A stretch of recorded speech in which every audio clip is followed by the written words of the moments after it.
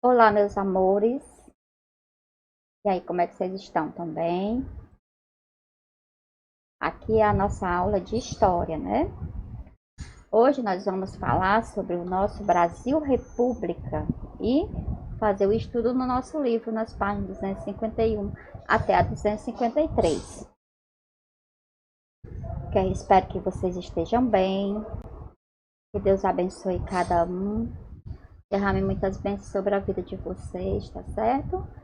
E que Papai do Céu nos abençoe, nos dê força, paciência para nós prosseguirmos nesses momentos que nós estamos passando. Vamos aqui recordar, né, o que era a república e o que é monarquia. Então, a monarquia, gente, era uma forma de governo, né, que a gente estudou na aula passada.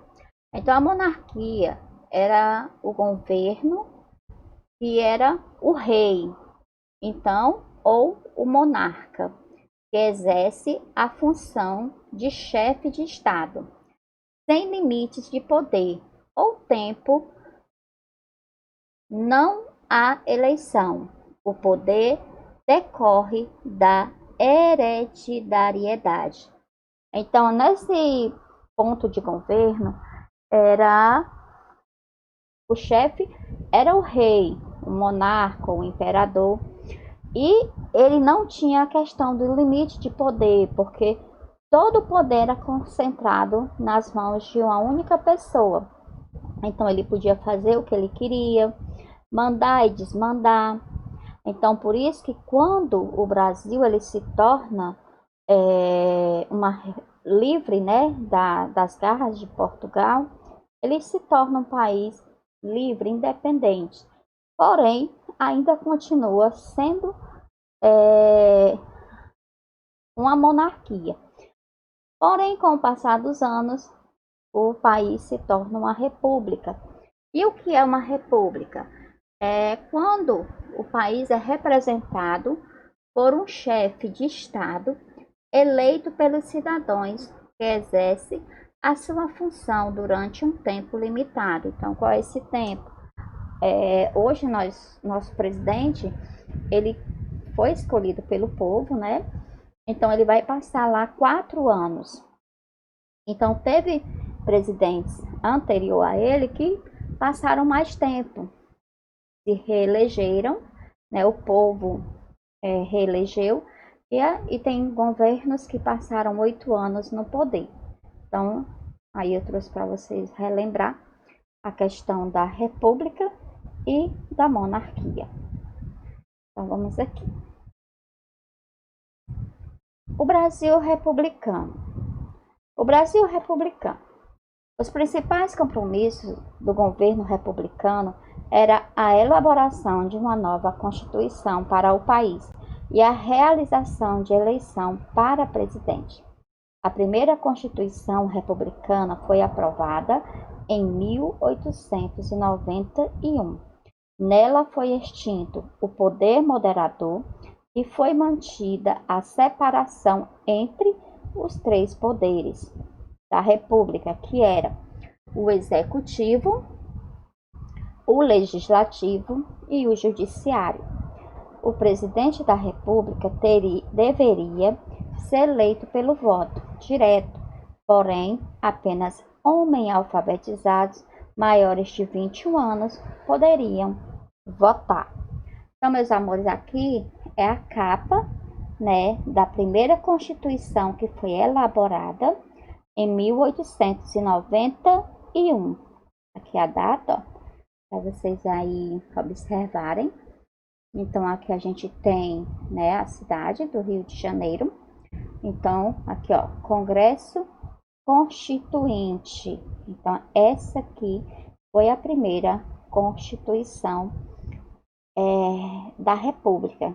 Então, ela foi aprovada no ano de 1891. O predomínio de São Paulo e Minas Gerais.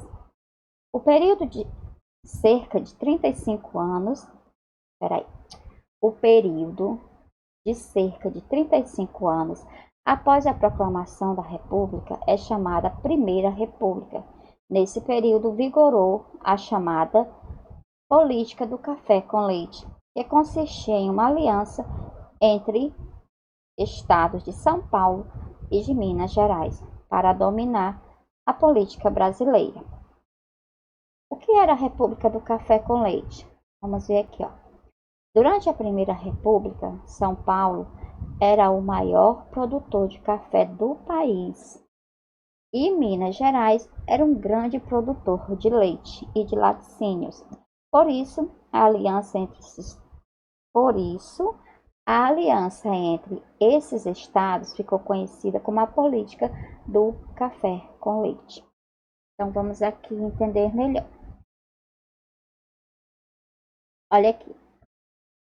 Quando nós falamos da questão da República do Café com Leite, estamos nos referindo a um acordo que foi firmado entre o governo federal e as oligarquias estaduais durante a República Velha. Ela determinava que os presidentes da República seriam escolhidos sempre entre os políticos de São Paulo e de Minas Gerais. Intercalando, o nome se refere às economias de São Paulo e de Minas Gerais, que eram, ao período, respectivamente, grandes produtores de café e de leite. Eram estados muito populosos e fortes politicamente falando. Era o berço de duas principais legendas republicanas, que era o Partido Republicano Paulista e o Partido Republicano Mineiro.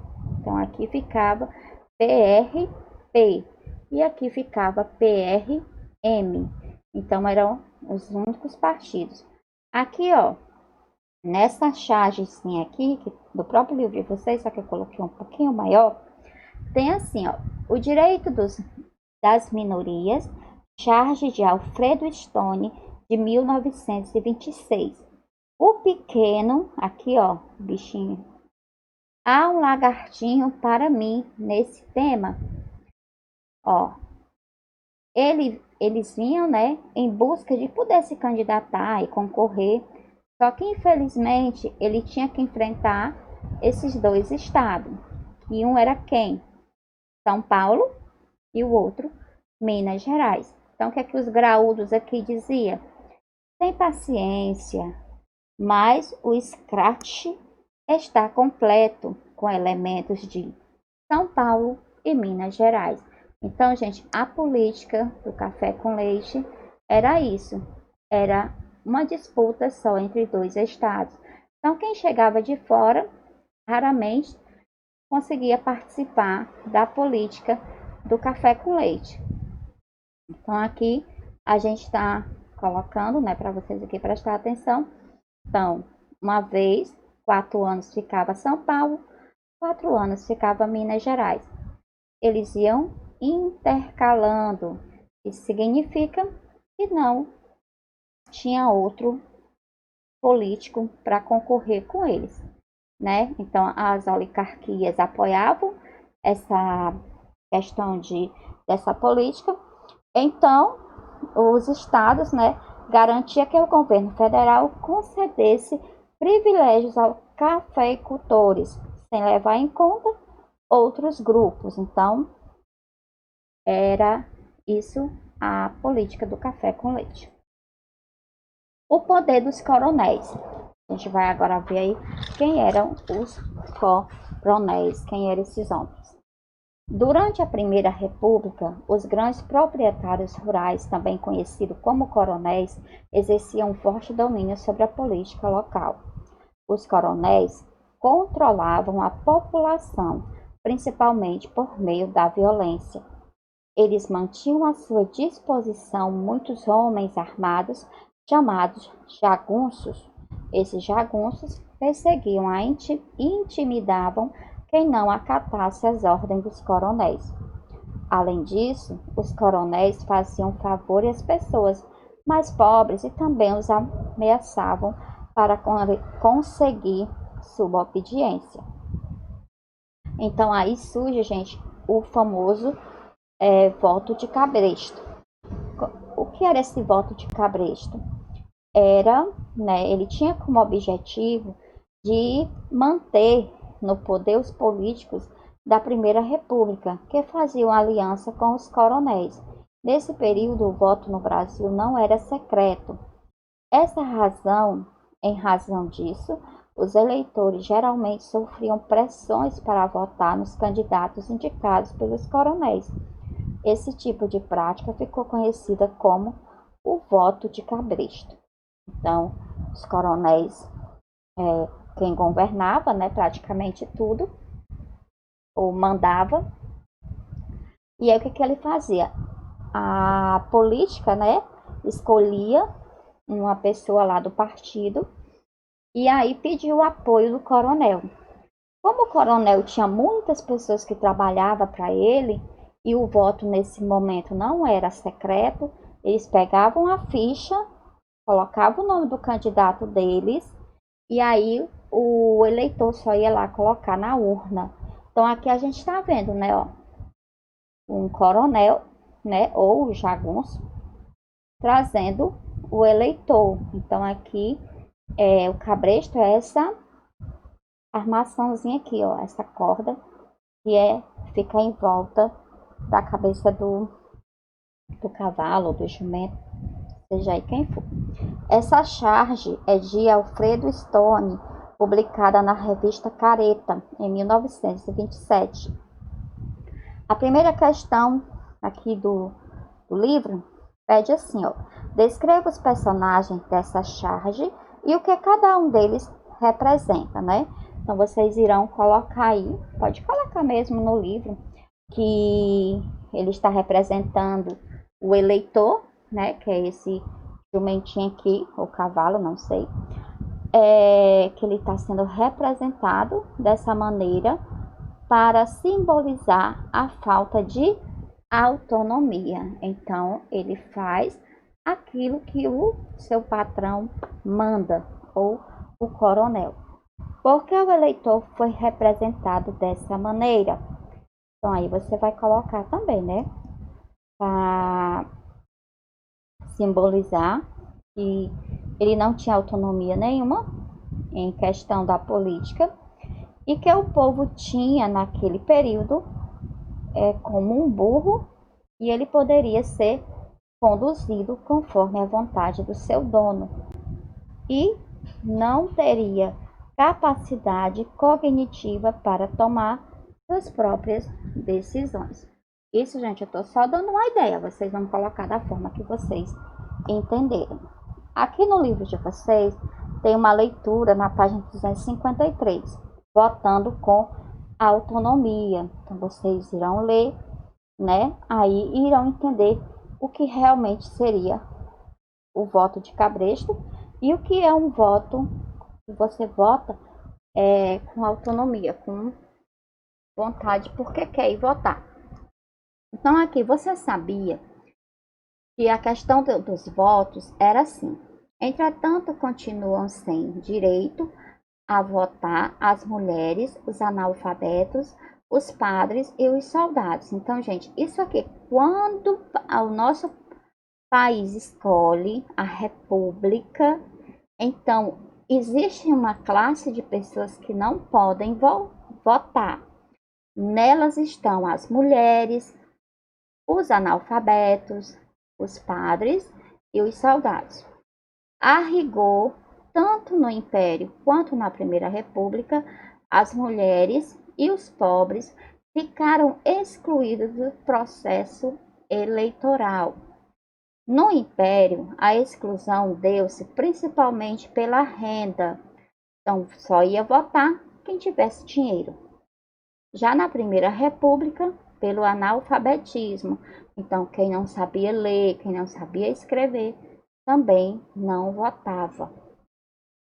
Além disso, como o voto era aberto, os chefes políticos locais continuavam interferindo violentamente nas eleições. Então é onde a gente conheceu aqui o famoso voto de cabresto. Era uma troca de favores, né? Então assim, o coronel prometia uma saca de farinha, né? Então toda a família tinha que votar para receber aquela saca de farinha. Além disso, como o voto era aberto, os chefes políticos locais continuavam interferindo violentamente nas eleições. Entre eles, destacava-se os coronéis, razão pela qual esse sistema de dominação ficou conhecido como coronelismo, certo? Então vamos aqui. A gente vê aqui. Então assim, ó, para vocês entenderem melhor, então as próximas eleições. Aqui a gente tem o político, né? Ó. E aqui a gente tem quem? O eleitor. Aqui nesse outro desenho, vocês estão vendo aqui, ó. O coronelismo foi um período de grande violência comandada pelos coronéis, que na época eram os políticos, os fazendeiros e os militares que tinham poder. A República Velha compreende o período de 1889 até 1930. Aí inicia-se quem? A Proclamação da República, que aconteceu no dia 15 de novembro de 1889 e permanece até 1930. Gente, essas datas elas são muito importantes, só que a gente não vai se focar muito em cada uma delas, porque senão a aula vai ficar muito grande. Então, quem tem aí a curiosidade e vontade realmente de conhecer os fatos da nossa história, vocês pesquisam que vocês irão descobrir. Então, aqui a gente está vendo, né?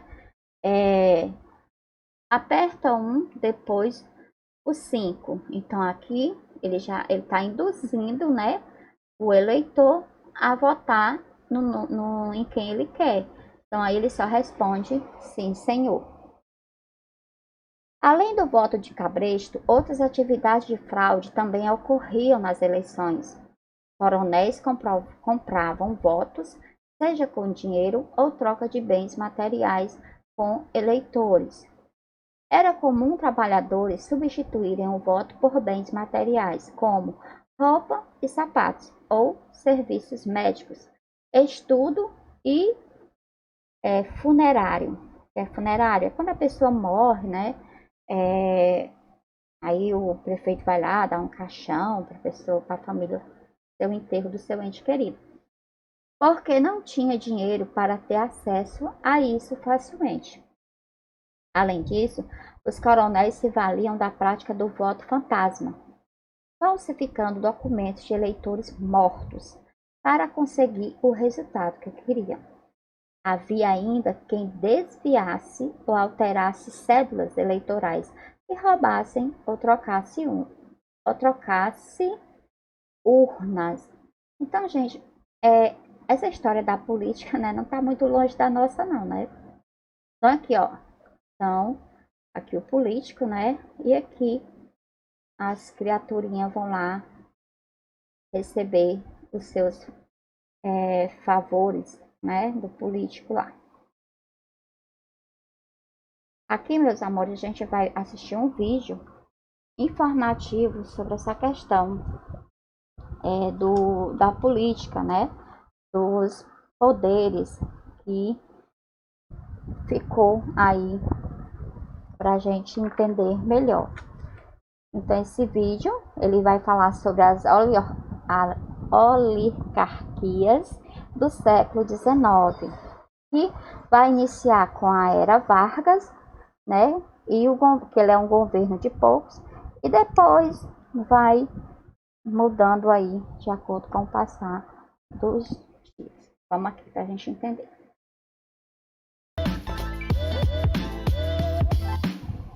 A República das Oligarquias é um momento da história política brasileira que se estende do final do século XIX até o início da Era Vargas, em 1930. O termo oligarquia vem da Grécia e significa governo de poucos, que na história do Brasil faz referência ao período em que as elites agrárias, principalmente os cafeicultores paulistas, dominaram a política nacional. Para se manterem no poder, Essas elites fraudavam eleições e utilizavam várias estratégias desleais e antidemocráticas, como, por exemplo, a política dos governadores, que teve início durante o mandato do presidente Campos Salles e representou uma troca de favores entre os governadores dos estados e o presidente da República. Eram acordos políticos que determinavam que os governadores não fariam oposição ao governo central e, em troca, ganhariam liberação de verbas federais. No começo do século XX, os estados de São Paulo e Minas Gerais eram os mais ricos da nação. Enquanto o primeiro lucrava com a produção e exportação de café, o segundo gerava riqueza com a produção de leite e seus derivados. Os políticos desses estados faziam acordos para perpetuarem-se no poder e se revezarem na presidência, ora ocupada por paulistas, ora por mineiros. Tal revezamento ficou conhecido como política do café com leite. Os coronéis também tinham grande importância nesse contexto político. Eram ricos e poderosos fazendeiros que exerciam forte influência política local, o que chamamos de coronelismo. Compravam votos para os seus candidatos ou trocavam por bens materiais. Como o voto era aberto, os coronéis mandavam capangas, os conhecidos jagunços, para os locais de votação com o objetivo de intimidar os eleitores, formando-se verdadeiros currais eleitorais. Essa prática recebeu o nome de voto de cabresto, em alusão a uma ferramenta que é utilizada para controlar a marcha de animais, sobretudo os cavalos.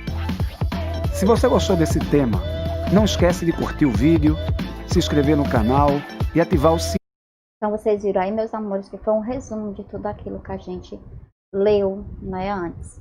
Então a questão do voto de cabresto, a questão das oligarquias e os privilégios, né, que os governadores tinham nos seus estados.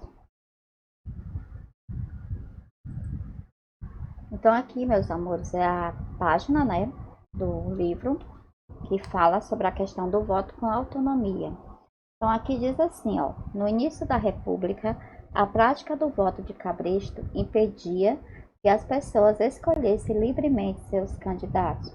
Pressionados pelos coronéis e por causa dos favores que recebiam em troca de seu voto, muitas pessoas não exerciam seu direito de votar de maneira autônoma, ou seja, de acordo com as suas próprias decisões. E nos dias atuais, você sabe como funcionam as eleições?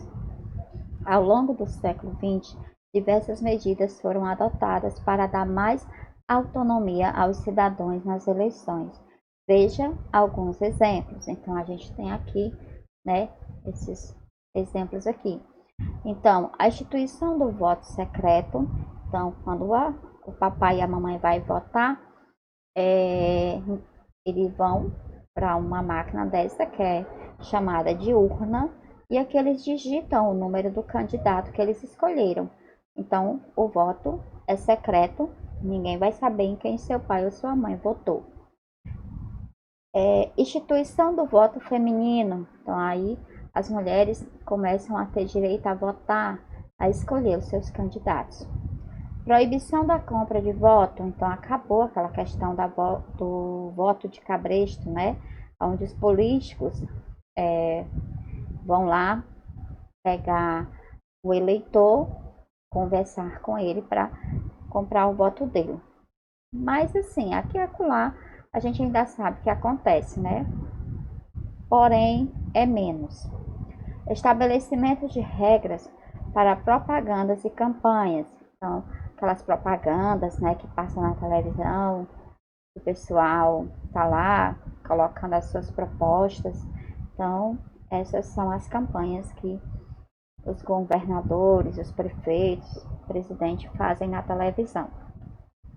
Disponibilização de informações sobre a proposta e o histórico dos candidatos para os eleitores. Então, aí os eleitores hoje têm a informação dos seus candidatos. Aqui tem mais questõezinhas, vocês irão responder aí no próprio livro, tá bom? Não precisa copiar no caderno, não. Então, gente, essa foi a nossa aula.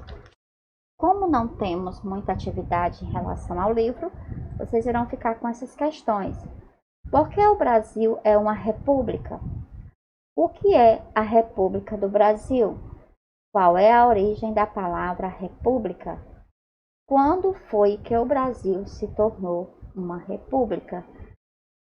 E eu posso pesquisar na internet? Pode sim.